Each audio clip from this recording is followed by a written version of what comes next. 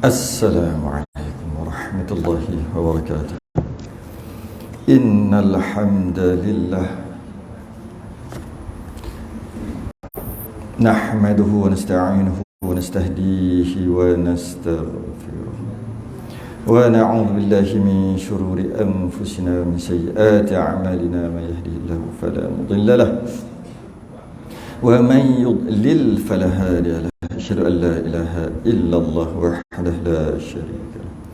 Asyhadu anna sayyidina Muhammadan 'abduhu wa rasuluhu. Allahumma shalli wa sallim wa barik ala sayyidina Muhammadin al-fatih lima ughliqa wal khatimi lima sabaqa nasirul haqqi bil haqq wal hadi ila siratikal mustaqim.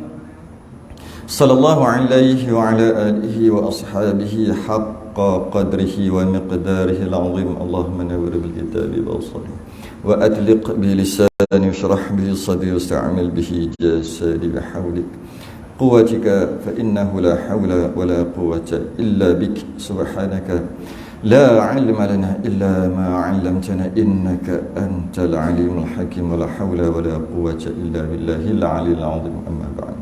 Alhamdulillah, pada malam ni kita sambung kitab Majmu' Salasi Rasail,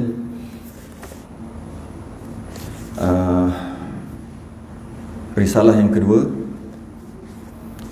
muka surat 97 Rumi, muka surat 38 Jawi, duduk tengah-tengah.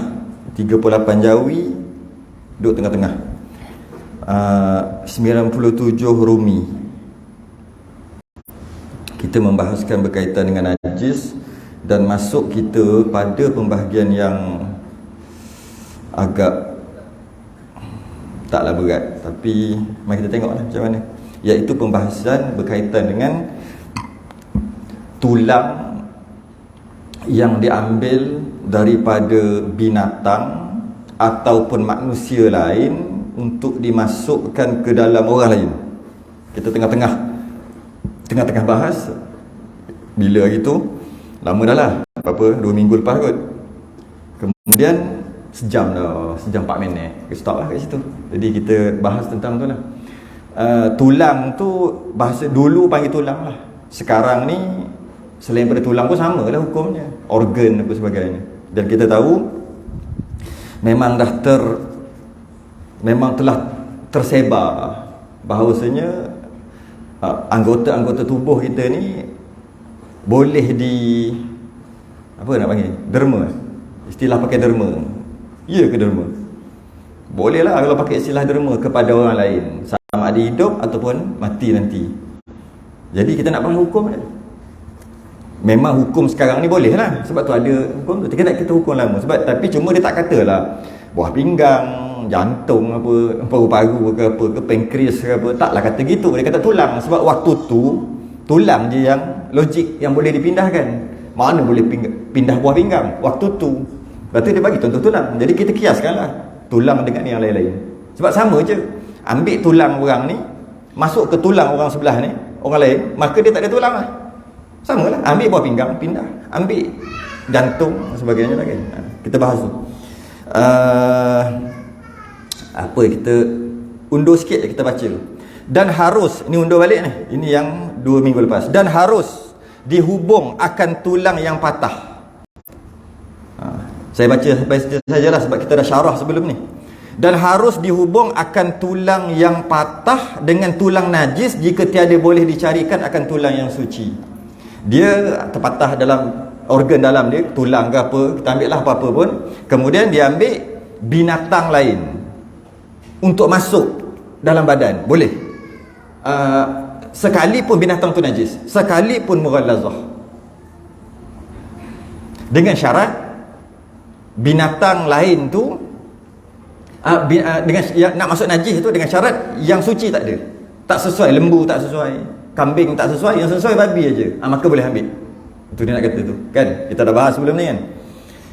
Sebab tu dia kata jika tiada boleh dicarikan akan tulang yang suci. Jika tak ada tulang suci, ataupun kita kiaskanlah, tak ada buah pinggang suci.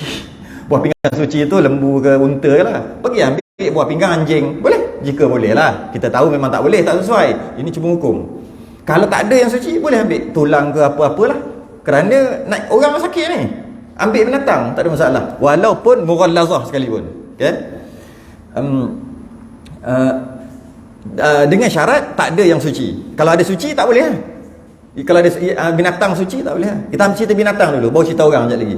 Yang lain daripada anak Adam. Anak Adam tak boleh. Dia awal-awal lagi, anak Adam tak boleh.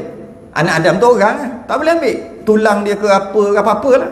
Buah pinggang semua tak boleh. Okay? Anak Adam. Dan jika ada kafir sekalipun anak Adam yang nak ambil itu bukan orang Islam, orang kafir, tak boleh juga. Ambil apa? Organ dia, tulang lah apa semua, tak boleh. Kerana dihormati pada syarak.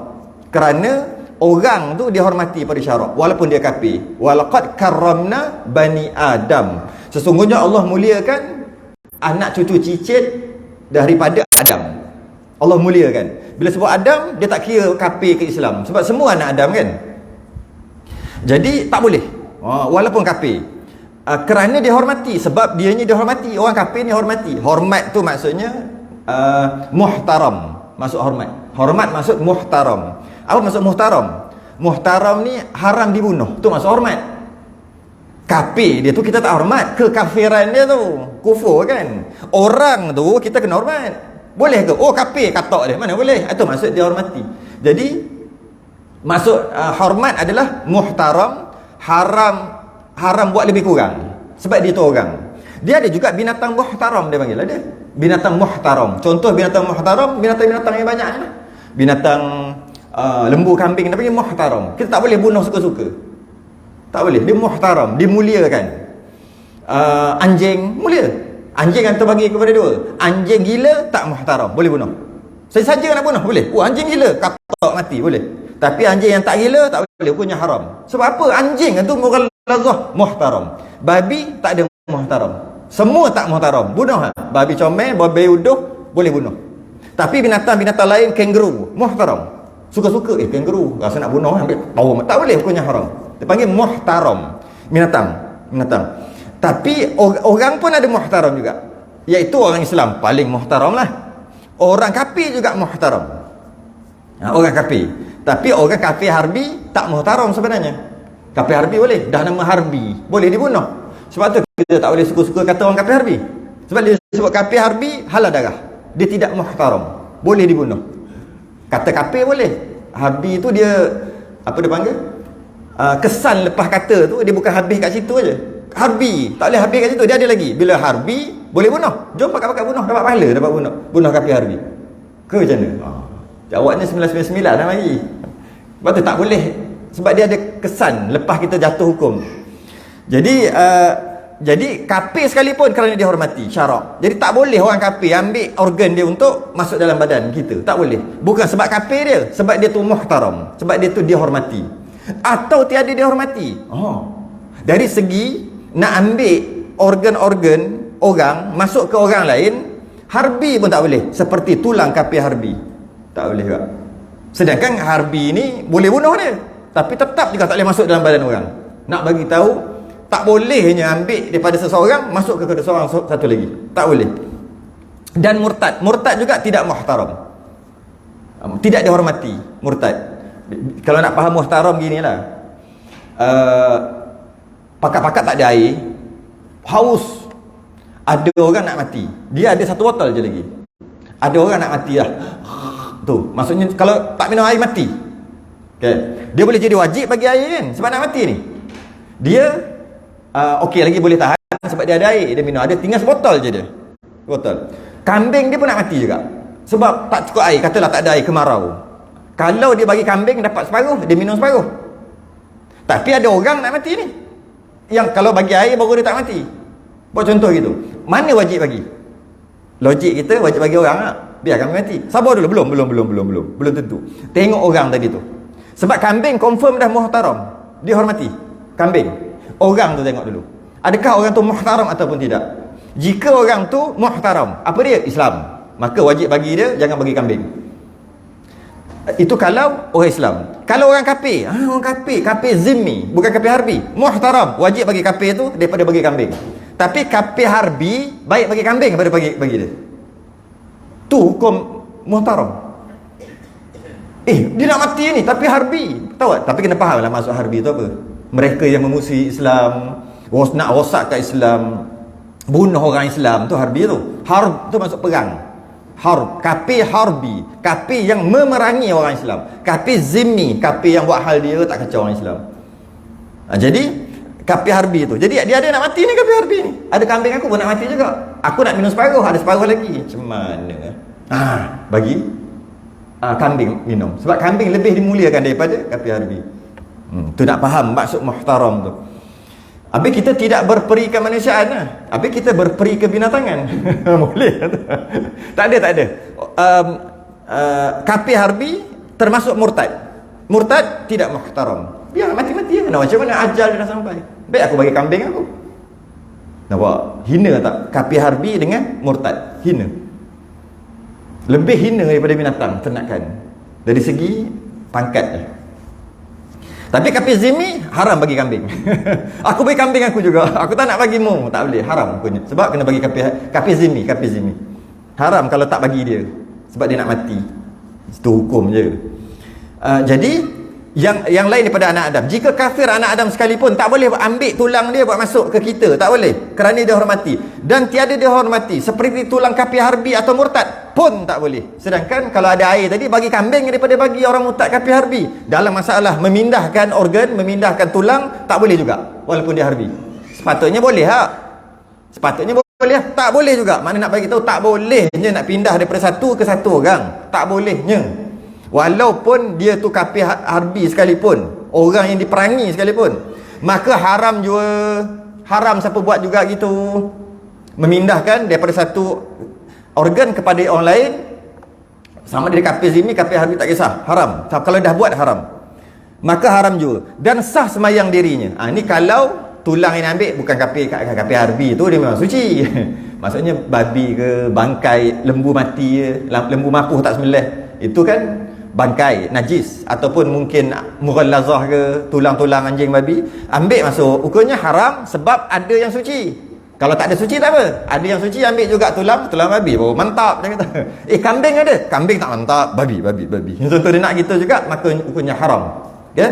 Bila haram dia buat gitu, semayang dia sah tak? Sebab ada mughallazah dekat dia, sah semayang tu, dirinya sah. Kalau dia jadi imam macam mana? Imam juga sah. Ini hukum fiqh atas qaul yang mu'tamad. Atas qaul yang mu'tamad, dengan maksud pendapat mu'tamad sah. Ada pendapat yang tak mu'tamad tak sah. Tu maksud dia.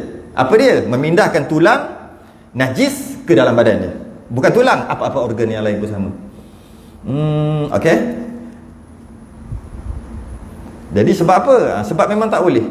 Tak boleh. Kerana semua organ kita ni semua adalah bukan kita punya.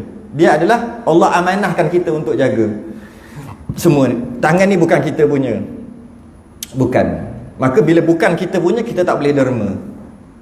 Yang boleh derma adalah yang kita punya. Baru kita boleh. Ni duit kita, boleh derma.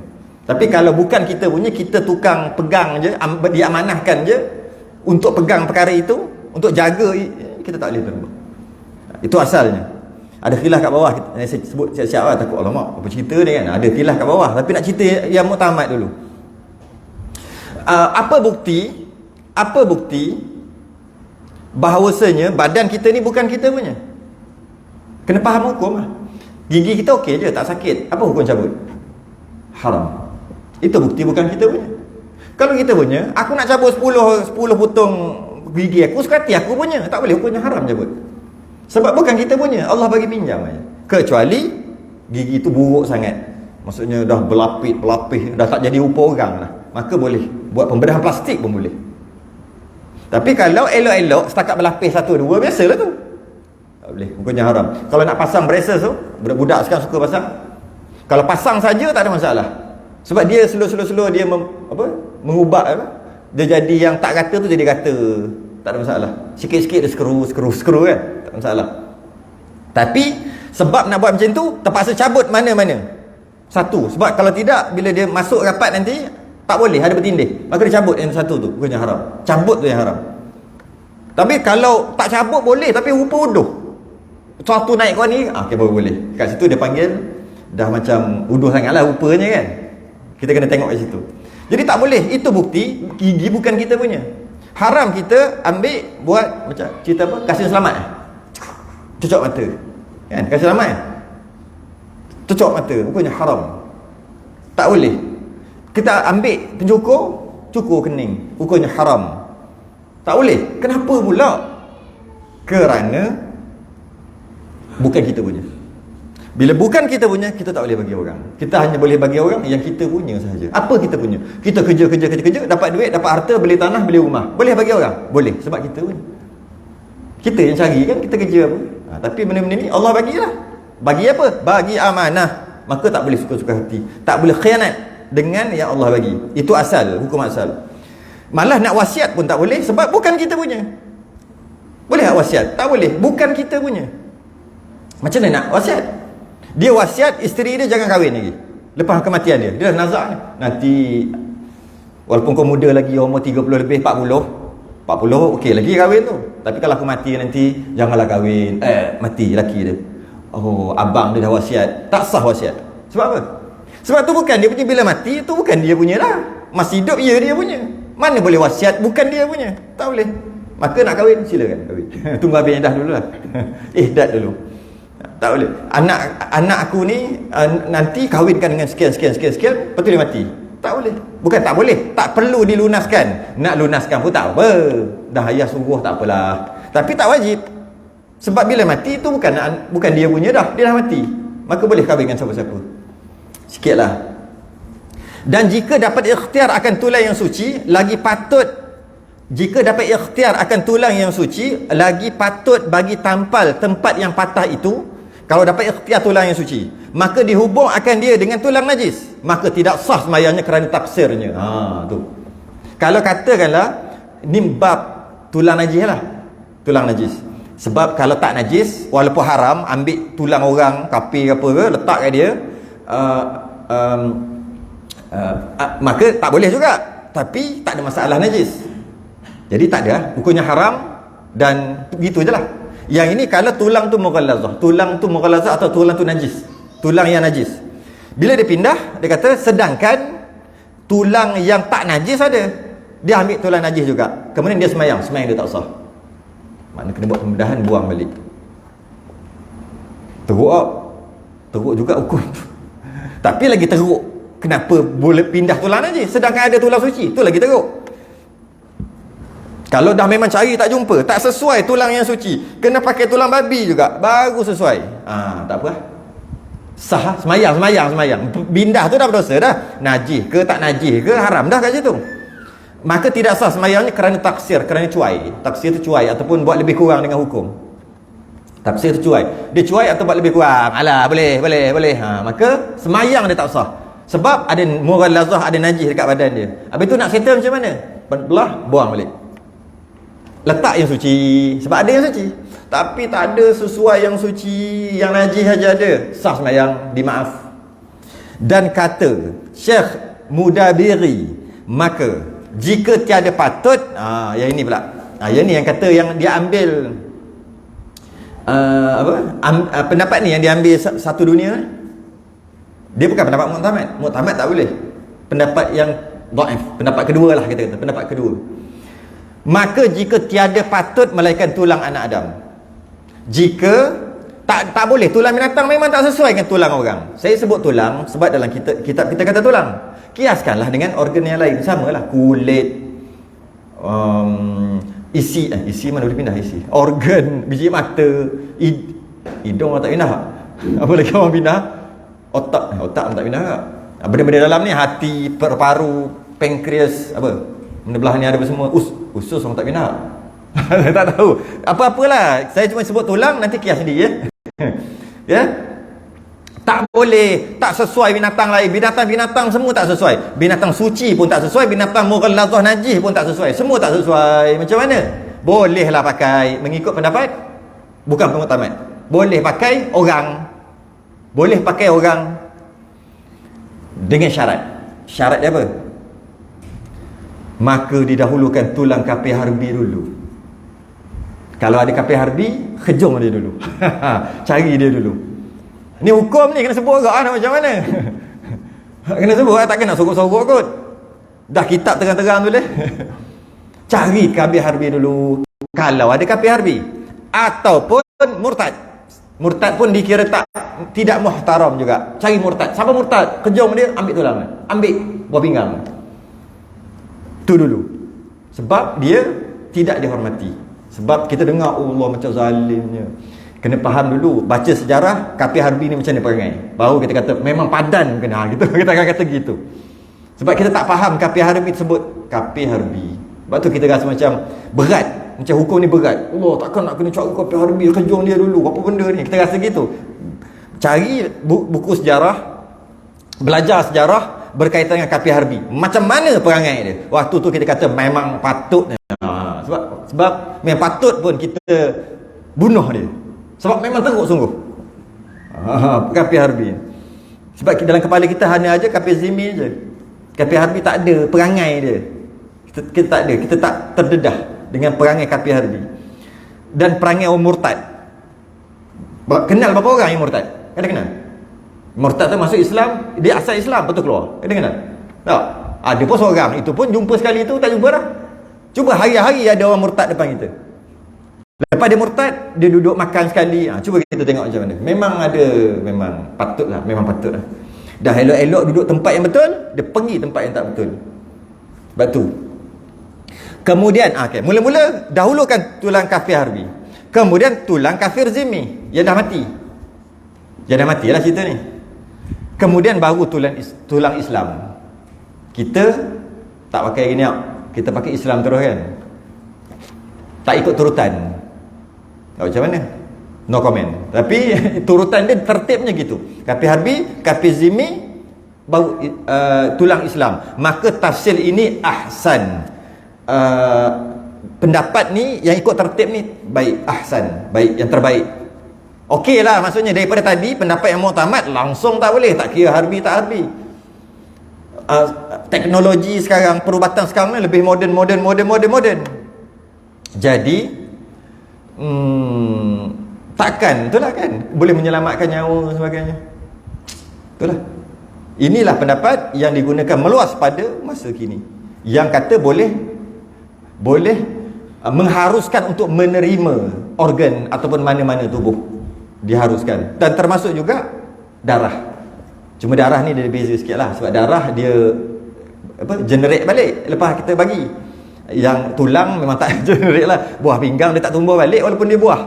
Buah pinggang tumbuh balik. Kena ambil tu tak tumbuh dah. Buah tu. Buah pun tak tumbuh dah.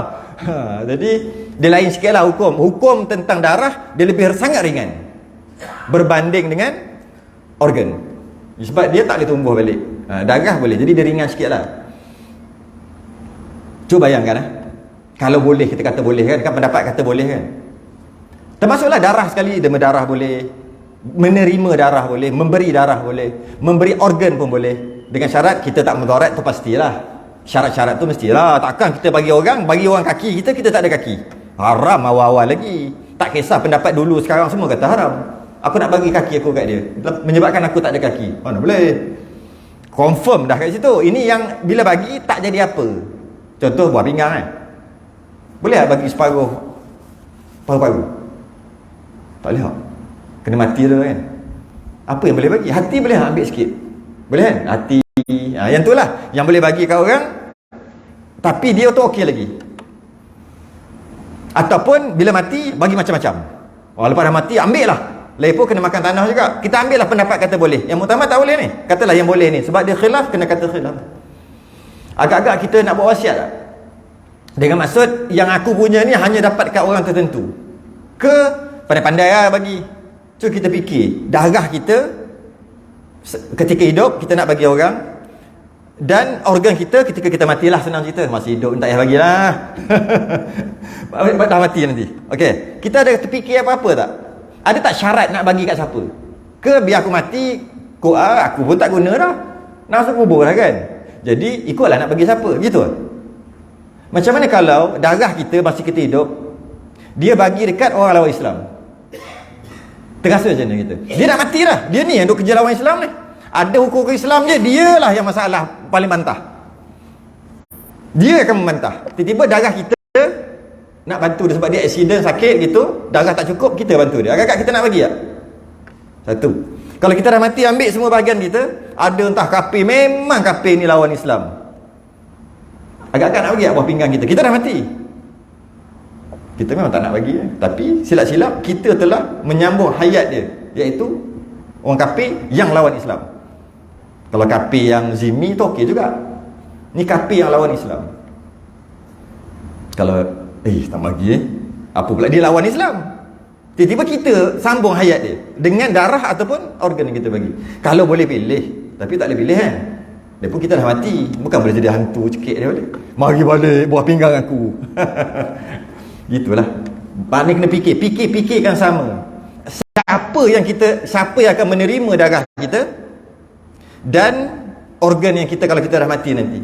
Kalau orang Islam, alright. Orang baik, orang surau masjid, mantap. Tapi kalau orang lawan Islam,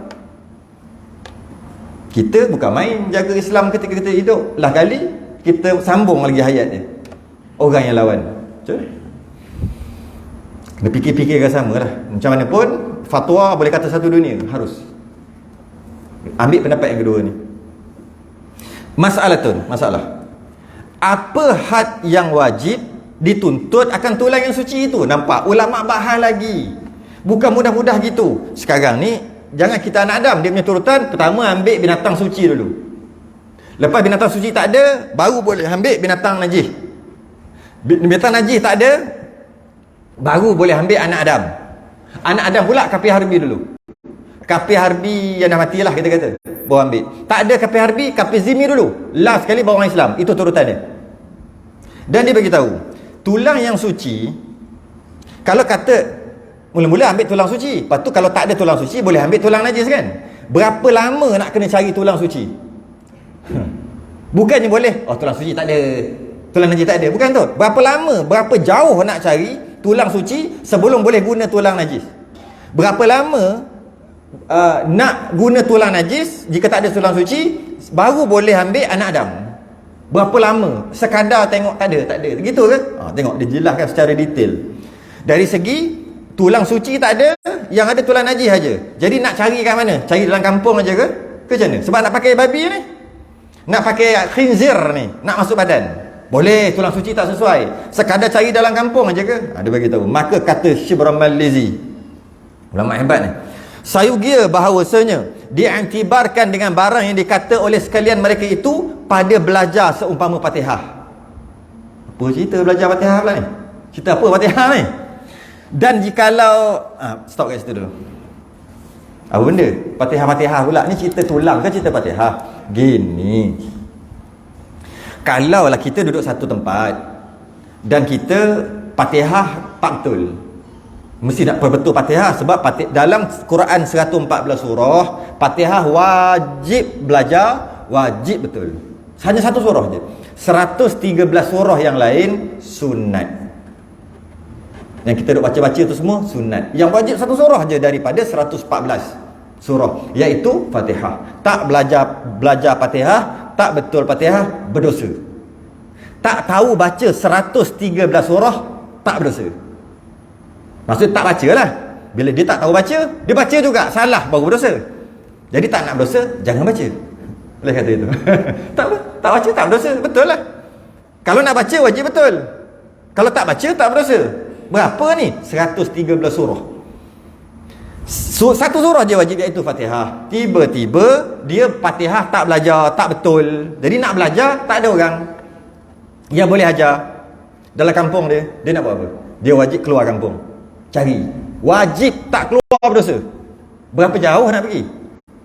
Dia nak beritahu. Betul dia kata Fatihah. Berapa jauh? Dan jikalau ada dengan musafir, ia yang lebih daripada musafatil qasri sekalipun. Maknanya walaupun dia terpaksa musafir yang boleh qasar, maknanya lebih 2 marhalah, 100 km mudah kata. Tok guru untuk belajar Fatihah ada 100 km, maka wajib dia pergi untuk belajar Fatihah, sebab Fatihah wajib. Adakah wajib nak belajar surah, nak baca surah Ali Imran? Yang mana tok guru nak belajar Fatihah tu, nak belajar surah Ali Imran tadi 100 km, tak wajib. Malah sebelah kampung tak wajib. Malah bukan sebelah kampung, duduk dalam kampung tu, tok guru Quran punyalah hebat, tak belajar juga, tak ada masalah. Surah Ali Imran. Tapi Fatihah tak tahu, tak ada orang nak ajar, wajib pergi walaupun lebih 100 km. Sebab dia wajib, fardu ain. Dia nak bagi tahu tu. Maknanya Fatihah ni sangat penting, sehingga kalau tak ada orang ajar, wajib musafir untuk cari Fatihah tu. Okey? Maka saya kira bahawasanya demikian juga di sini. Di sini tu cerita pasal nak cari tulang tadi. Tulang suci tak boleh masuk. Tulang najis je boleh masuk ke badan dia. Tak boleh lagi, jangan dulu, cari. Cari jauh mana? Dah cari kampung sebelah, tak cukup lagi sampai musafir. Maksudnya mudah kata 100 km radius. Mudah kata 200 km. Dia duduk sini 200 km sekeliling. Ada tak? Tulang yang suci yang boleh masuk. Tak ada, baru pakai tulang najis. Baru boleh, maknanya cari sungguh lah. Bukan boleh gitu je. Okey, begitu juga daripada tulang najis nak pergi ke anak Adam, kafir harbi. Cari juga lebih daripada Musa Fatil Qasri. Dekat mudah kata 100-200 km tu. Cari kat situ ada tak kafir harbi untuk masuk dalam dia. Sebab dah tak ada najis, tulang najis pun tak ada yang sesuai. Tak ada juga cari kafir zimmi yang mati. Ada tak? Diorang tak bagi, nanti perang pula diorang bagi kan. Cari kafir orang Islam dalam gitu. Sampai macam tu sekali kita mudah-mudah sign nanti mati, nanti jadi tanah kau mampu gitu kau kata sign bagi kat orang lain hidup. Sedangkan sampai macam tu sekali nak cari hukum dia. Tak apalah, kita ikut je lah yang mana ada, fatwa yang mana ada. Cuma nak jadi fatwa yang ada boleh ni panjang cerita. Yang muktamad, yang dhaif, yang itu, tengok pula keadaan semasa, tengok pula gitu gini, akhir sekali baru keluar hukum. Kita ingat hukum tu keluar, boleh? Tidak. Nak jadi boleh tu haram berapa kali baru boleh. Tu je. Maka hati-hatilah kita. Masalah lagi. Maknanya masalah tadi dah habis lah. Masalah tadi dah habis. Masuk masalah lain pula. Masalah tu harus menghubung akan telinga atau anggota yang putus seperti tangan umpamanya, dengan sebab dipancung akan dia atas qaul yang muktamad. Terpotong tangan, boleh santum balik orang kata kan. Ada orang kata kalau bisa terpotong, cepat pergi hospital. Hospital dia boleh jadi elok. Tapi kalau dah lama, dia tak boleh. Kalau tangan, dia kata situ telinga putus, cepat pergi jahit, dia boleh hidup, dia boleh cantum balik. Hebat juga kan. Kita kata patutnya dah putus lah, bila cantum dia boleh balik. Hebatlah, ciptaan Allah hebat. Boleh atas qaul yang muktamad. Qaul dhaif tak boleh, dah putus je. Ni qaul dhaif. Dan kata setengah ulama tidak harus, tak boleh. Bila dah putus tak boleh sambung balik. Putus tangan, putus jari, tak boleh sambung balik, hukumnya haram. Tapi bukan muktamad. Tiada harus, kerana najis darahnya pada tempat potong itu, seperti najis yang ajnabi dan iaitu dhaif. Sebab dah potong jari, ada darah. Bila kita sambung, bila terputus, itu dia panggil darah ajnabi, darah asing, walaupun tu kita punya. Alah, macam kita kes nyamuk tu lah. Nyamuk isap darah kita, gemuk, kita pun habis, kena darah kita, banyaknya darah kita yang nyamuk isap. Itu nak kira darah kita ke darah bukan kita punya, darah asing. Sebab dia dah isap jadi dia punya, maka tertakluk kepada sikit dia maaf, banyak tak maaf. Kalau darah sendiri, banyak mana pun maaf. Kembali balik cerita sebelum ni, berladung darah semayang sah, sebab darah sendiri keluar, bukan ikut rongga. Kalau toreh ke apa kan, banyak mana pun maaf. Tapi kalau darah bukan darah dia, darah asing, hanya sikit maaf, kadar 10% kan, sikit. Tapi nyamuk tu darah dia juga dihisap, tapi dah hisap jadi darah nyamuk lah. Kita besar, terpercik, besar daripada 10%, batal semayang, walaupun darah tu asal darah kita, tapi dia panggil ajnabi, darah asing. Kurang pada 10%, maaf, sebab darah asing. Dia kata sama juga dalam masalah ni. Bila terputus, yang darah dekat tangan, dekat jari yang terputus tu, darah asing dah. Bila masuk, seolah-olah masukkan najis dekat badan. Dia kata gitu. Tapi nasib baik bukan muktamad tu. Dan iaitu dhaif, pendapat dhaif. Kerana najis yang ajnabi itu dimaaf daripadanya jika sedikit. Seperti barang yang telah engkau ketahui dahulu. Dah cerita selepas. Kan sikit aja darah tu yang ada dekat yang putus tu, sikit, maka maaf juga, dia kata gitu. Yang telah engkau ketahui dulu. Dan kata Syekh Atiyah, ni bab lain pula. Jika seorang menghubung ia akan rambutnya. Oh, habis dah bab tadi. Cerita pasal rambut pula, hubung rambut. Hubung rambutnya dengan najis. Alamak. Menghubung rambutnya dengan najis. Mungkin sekarang tak ada orang buat gitu. Ada. Sambung rambut dia dengan bulu harimau najis tu. Bulu beruk, bulu babi. Macam tak ada orang buat. Mungkin sekarang boleh kita kata dia letak apa-apa dekat rambut dia, najis. Supaya dia bersatu dengan rambut kerana apa-apalah. Mungkin kita boleh kias ke itulah sekarang. Jika seorang menghubung ia akan rambutnya dengan najis. Hubung ni ada dua maksud. Yang pertama, rambut sambung. Yang kedua, rambut dia juga, tapi dia macam balut lah, macam apa ni? Yalah, macam tadi sebati kan. Maka jika ada daripada anak Adam, sama ada najis tu yang nak masuk tu najis luar, entah mana-mana pun najis, atau najis daripada anak Adam. Maksud anak Adam tu jikalau daripada hak dirinya sekalipun, ataupun ambil rambut orang bubuh kat dia. Okey? Rambut orang bubuh kat dia. Hubungkan. Jikalau daripada hak dirinya sekalipun, walaupun diri, potong rambut, sambung balik. Walaupun dirinya sendiri. Haram mutlaqan. Haram, tak boleh bincang. Tak boleh bincang. Haram, tak boleh bincang. Siapa ni? Binatang bulu ataupun rambut binatang najis, haram mutlaqan. Rambut anak Adam yang lain, orang lain, sambung, haram mutlaqan. Rambut dia haram mutlaqan juga. Bila dah putus, sambung balik.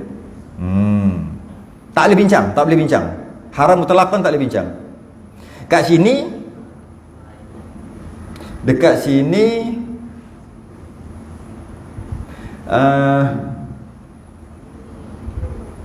kat sini dia jadi boleh atas sebab-sebab tertentu. Bila ada penyakit, maka jadi boleh balik. Boleh tu bukan sebab boleh, sebab penyakit tadi. Apa maksud penyakit? Maksud penyakit tu adalah macam tadilah, dah tak rupa orang lah.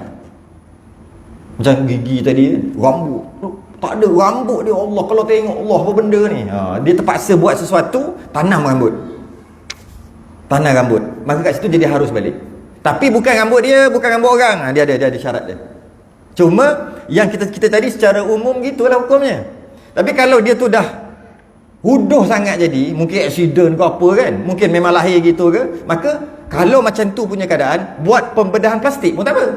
Ubah bentuk hidung balik. Sebab apa? Hidungnya tok ke atas. Kalau kena hujan, lemas.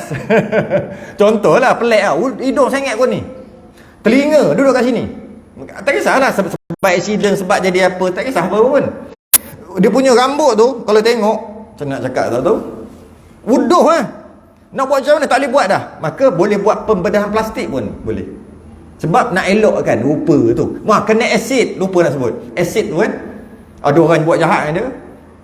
Pernah jadi dulu kan, dia Minang tolak, nak perempuan ni tolak, dia pergi, dia simbah asid, habis renyok muka dia punya apa, atas ni sampai ke tepi ni, apa dia punya rambut ni, renyok, muka renyok. Lah kali bawa buat pembedahan plastik surgery, buat balik, harus, sebab dah tak rupa orang dah.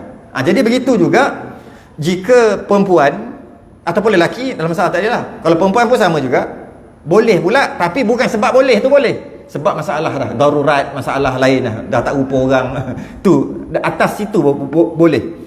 Walaupun boleh, dia kata kat sini, dan jika ada daripada lain daripada anak Adam, maka iaitu haram dengan ketiadaan izin daripada suami dan harus dengan izinnya. Ni perempuan pula. Yang tadi sebab dah jadi pelik lah. Yang ini dari perempuan boleh pula menyambung rambut. Yang izin suami ni menyambung rambut tu bukan maksud menyambung rambut anak Adam daripada lain, bukan. Bukan menyambung rambut daripada najis, bukan. Yang kata boleh izin suami ni. Mudah kata sekarang rambut palsu. Dia bukan, dia plastik ke macam tu, rambut palsu.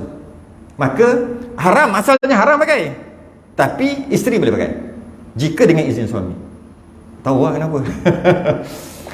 Suami kata, awak rambut hitam, saya ni aduh selera sikit lah dengan Mak Saleh pakai ni pula. Begitulah lebih kurang. Memang gitu sepatutnya.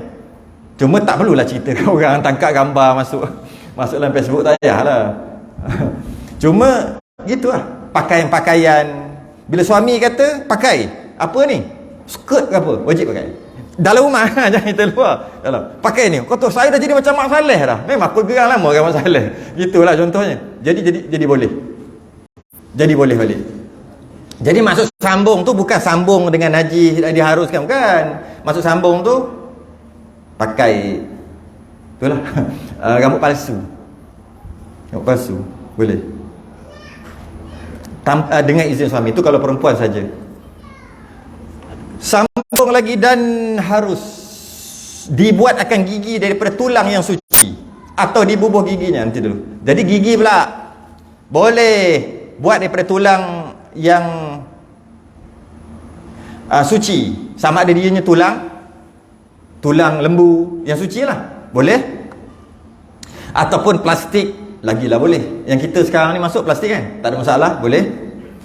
Atau dibubuh giginya balik yang sudah bercerai daripadanya. Gigi tak apa, rambut tak boleh, cabut masuk balik, punya haram. Walaupun rambut dia, tapi gigi cabut masuk balik boleh, walaupun giginya sendiri. Ataupun tulang yang lain, tulang janji suci, boleh. Tapi orang tak buat pakai tulang nak, buat pakai plastik, boleh. Dan harus dibuat akan gigi atau dihubung akan hidung atau hujung anak jari. Satu-satu lah. Boleh juga dibuat akan gigi. Buatlah gigi dengan apa-apa pun boleh, dengan syarat jangan najis Atau dihubung akan hidung. Hidung ni seorang sahabat ni, apa nama tu sahabat ni, bin Asad, Arfajah bin Asad, sahabat Nabi. Masa perang, hidung dia pegang apa lah, pegang kulap. Dia punya hidung ni mungkin kena pedang kena apa, hilang. Hilang hidung. Tak tahu lah hilang tu patah ke macam mana ke, tapi hidung sebenarnya hilang lah. Mungkin hidung tulang ni patah ke, macam mana ke, yang penting hidung dia masalah. Jadi dia buat daripada perak. Dia buat acuan daripada perak untuk buat hidung ni. Kalau tidak, mungkin kalau tulang ni hancur, tulang ni tak, ni bukan tulang betul ni. Ni tulang apa dia panggil? Tulang lembek. Tulang lembek dia panggil. Tulang lembek ni. Ni. Tulang keras yang kita ni tulang keras. Rawan rawan, tulang rawan. Rawan betul. Yang ni kena sikit, kena tumbuk geng-geng gusti, geng-geng tinju ni dia tekan ni, terus ke sana tekan. Patah ni. Tapi dia biar kat situ je lah. Ada yang hancur lebur. Bila hancur lebur, dia tak naik. Tak tahu ada jatuh. Nak menyawa kena selak kot, tak tahu macam mana keadaan dia. Jadi sahabat Nabi ni, Arfajah ni, dia buat dengan perak, bentuk dia masuk ke celah mana tak tahulah. Macam mana dia masuk, jadi comel. Cuma dia jadi busuk. Daging kan jadi busuk. Dia buat paling busuk buat dengan besi buat gigi, confirm busuk mulut, busuk kahong, bukan busuk biasa-biasa. Begitu juga hidung kalau buat dengan besi, Allah busuk. Dia buat dengan perak, kurang busuk tapi busuk. Dia sendiri bau sebab dekat hidung dia. Orang lain pun bau, busuk semua ni. Aku buat lepas mandi, busuk. Kalau buat gigi, buat hidung. Nabi suruh apa? Buat ngemas. Dia buat acuan, buat ngemas. Mantap. Itu kelebihan emas. Dia tak busuk. Dia buat. Nak ceritanya, atau dihubung akan hidung, ambil daripada kisah sahabat tadi. Boleh. Buat ngemas boleh. Boleh. Nanti hidung dia kena parai ya. Bila dia mati nanti. Tak boleh buang. Sebab dah menyeksa mayat. Tanam je lah, jangan ada orang gali balik lah. Hidung dia mau 12,000 sekarang kalau kira-kira ni kali. Kalau menyakiti lah, maka tak jadi faraid. Malah di apa, dalam bab ada satu lagi apa, ujung anak jari. Kita bahas dulu ujung anak jari yang terpotong pun sama juga. Para sahabat ada jari mana tak terpotong, dia letak perak busuk, dia letak emas. Ada sahabat seorang tu hamba, sehingga ada hukum ni, hukum hamba. Tapi kita belajar hukum hamba tu kifayatul muhtadi last sekali. Sekarang baru muka surat 8, dia muka surat 520. InsyaAllah hari 14 tahun kita cerita pasal hamba. Yalah, cerita fardu ain dulu lah. Hamba tu bukan fardu ain pun. Dia ada cerita tentang dalam kitab kifayah, jika hamba tu ada emas, masa nak jual, nak kira emas sekali ke tak? Oh, menarik juga. Ke macam mana? Ke jual hamba dapat emas free, tuan dia yang beli tu. Macam mana kira tu? Untung tak beli, Syak ada emas lagi. Maknanya bahas panjang dalam masalah tu. Dia ganti jari dia yang terpotong daripada emas atau perak. Perak dia akan jadi busuk, tapi tak busuk sangat. Kalau besi busuk sungguh. Kalau emas tak busuk. Sebab tu ada orang letak gigi emas. Bukan dia nak tayang kekayangan dia, kekayaan dia. Busuk. Tapi sambil-sambil lah, senyum homo ni. Tapi kalau dicabut gigi letak emas, bukannya haram. Sebab haram yang cabut tu elok-elok. Tapi kalau dah sakit, cabut, uduh nampak, masuk emas. Ini macam boleh. Jikalau dapat jikalau dapat boleh yang lain daripadanya, keduanya sekalipun, tidak mengapa sama ada lelaki atau perempuan. Kalaulah pakai yang lain, pakai besi boleh, pakai plastik boleh, nak pakai emas juga kat gigi, dekat tangan, dekat hidung, 3 je boleh. Gigi, tangan, hidung. Yang lain tak boleh. Bila sebut tangan, termasuklah jari kaki sekali. Boleh. Walaupun ada yang lain. Ni nak pakai ni nak. Pakai apa? Plastik. Elok plastik ni. Berapa ribu? Nak sambung tangan ke sambung jari? Maksud tangan tu jari Jari ke, jari tangan ke, jari kaki. Berapa ni? Dalam 75,000. Ni. Elok nak pakai emas sebab apa? 180,000 contoh. Emas. Boleh. Sedangkan ada yang bukan emas, bukan perak, dia nak pakai emas juga. Boleh walaupun lelaki. Dia tak mestinya tak ada alat lain baru boleh pakai emas. Tak. Boleh saja. Dan jikalau ada daripada tiap-tiap tangan sekalipun, harus. Maksudnya tangan ni satu, harus.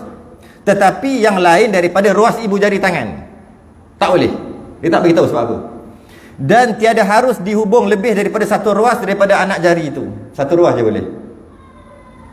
Kalau dah ni semua ni apa benda ni? Tu syarat-syarat dia lah. Satu ruas je. Tak boleh lebih. Tapi dua-dua tangan boleh. Dan ibu jari tak boleh. Kaji lah kenapa? Tak boleh. Ruas ibu jari tangan. Yang lain tak boleh. Ibu jari tangan tak boleh. Sebab apa? Masalah. Baca je lah. Carilah sendiri hikmahnya kan. Saya baca hukum je. Ni saya kadang-kadang kata kita baca hukum kerana begini, baca hukum kerana gini. Saya cari buat research tu. Penat. Jadi tak sempat nak cari. Research sendirilah kenapa ibu jari ni tak boleh. Tak boleh lah. Yang lain boleh. Masalah lagi. Apa hukum wasyam? Wasyam ni tatu. Wasyam yang dikerjakan akan dia oleh setengah daripada orang Islam. Setengah orang Islam buat. Pada setengah negeri, setengah tempat ada orang buat gitu. Jadi tanda pada mukanya atau pada tangannya, kat sini ke, kat mana, kat badan ke, dengan warna seperti air tarum. Tarum tu nila ataupun pewarna. Air tarum. Maka iaitu haram, tak boleh. Yang tatu tadi itulah. Lagi tiada sah semayang dengan dia jika dikerjakan akan dia pada waktu baligh, lagi dengan sukanya. Dia dah baligh, sihat semua, dan dia tu Islam, buat. Maka buat tatu, wasyam.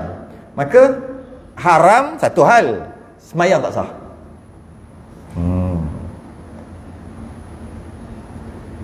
Macam ni kalau dah bertaubat. Cakap gitu je. Dia ada detail lagi ni. Kalau bertaubat, nasuha barulah dimaafkan. Jika ada mampu untuk buang, wajib buang. Laser ke apa ke. Jika dengan buang memudaratkan, tak payah. Ada kawan saya seorang tu, dia ambil serika. Tu kata mu ni kalau jahat-jahat sungguh sampai tepek habis, dia bonzer. Besar badan dia. Bonzer. Kerja kat disco. Tak jahat-jahat sungguh kan. Minum arak, minum tak peduli. Kita kata tak peduli. Tapi time tobat, sanggup ambil serika. Bunyak. Oh, pelik. Jadi secara haram buat gitu. Kan memudaratkan lah. Tengok bekas tepek, serika. Kalau dah jahat-jahat sangat, kalau dah nak baik itu baik sungguh. Tahlah. Sampai baik itu pun dah boleh jadi haram balik buat baik gitu dengan maksud. Sebab aku dah menyesal sangat. Dia kata bau stick. Daging dah terbakar, bau stick dia kata. Pelik. Lepas tu menanah. Tak perlu sampai tahap tu. Kalau mampu pakai alat-alat dengan laser lah sekarang ni, mahal bayar RM100,000, maka boleh lah buat lah. Kalau mampu. Tak mampu biarlah, sebab dah taubat kan. Dah taubat tak apa. Ini kau tak taubat. Taubat pun mesti nasuha. Dan jika dan jika dikerjakan akan dia pada masa kanak-kanak dan gila, maka tiada wajib menghilangkan dia dan sah sembahyang dengan dia kerana dia maaf. Tak balik lagi dia buat. Oh, pelik ke? Ataupun dia gila dia buat. Ataupun ketika kafir dia buat, kemudian masuk Islam. Tak payah buang, maaf. Logik lah kan? Logik. Dan wasyam itu dicucuk. Wasyam ni dicucuk akan kulit dengan jarum hingga berdarah. Berdarah. Kemudian dibubuh padanya akan nilah. Nailah. Nila tu. Mana nila-nila ni bahasa Arab? Nila. Bubuh campur nila tu maksud pewarna. Umpamanya kemudian nyata zahir suratan padanya, maka nampaklah. Tapi syarat dia, syarat sah tatu. Boleh kata gitu. Syarat sah tatu adalah mesti keluarkan darah di kulit, kemudian akan keluar warna, bercampur darah dan warna tadi, kemudian dicocok-cocok masuk bawah kulit. Apa? Epidermis. Apa benda tah? Masuk bawah kulit ni. Sebut dia salah. Memang ada bawah kulit ni ada benda tu, nama tu. Masuk, nanti dia duduk bawah kulit tu, lepas tu dia naik ke atas kulit. Sebab tu tak hilang.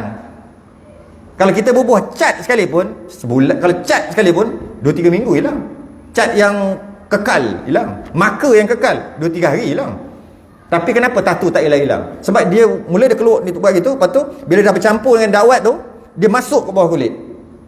Bawah kulit. Macam mana dia buat? Masuk bawah kulit, kemudian dia sebati dengan kulit tu, baru dia naik daripada bawah naik atas. Maka nampak ke situ. Lepas tu basuh-basuh dengan klorok sekalipun, tak tanggal. Tak tanggal. Itu maksud dia. Itulah maksudnya tatu. Kalau tatu yang tepek beli singgam tu bukan tatu. Tu budak-budak beli singgam 10 sen, dululah 10 sen, 5 sen, itu mandi hilang, tu bukan tatu. Kemudian nyata zahir suratan, keluarlah kat situ. Seperti ghalib, kebiasaan yang jatuh oleh yang demikian itu pada orang Hindu, pada dahinya.